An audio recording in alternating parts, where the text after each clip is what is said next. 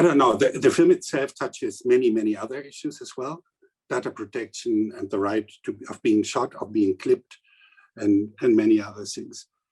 I think what the film does, it will leave people speechless. There is no solution to this, but it shows on what kind of track we are in our world, where we are heading at. And it creates awareness for our problems, and it helps to show where we are in a development on time, in the moment.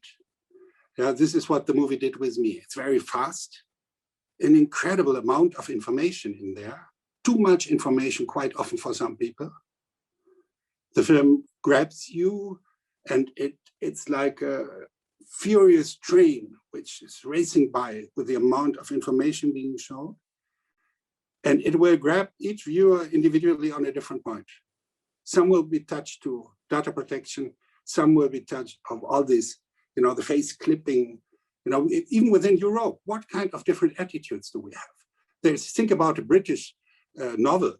They will start, and then the guy who murdered the other one, he drove on this A1, and because the video camera showed his plate and he could be identified. You have the impression that whole Great Britain is being surveilled completely, and at every corner, at every place and square and road. Here in Germany, the awareness of data protection is extreme.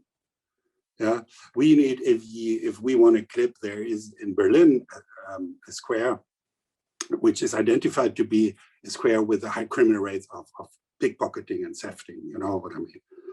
So, and then the question is, can we surveil this square with videos to help abandoning this pickpocketing on the square? So it is back and forth. With Corona times, people said, no, there are not that amount of people on the square, so it's not justified to make the surveillance continue on the square, because there are no people. So if there's no reasoning, stop that immediately. In some other countries say, why?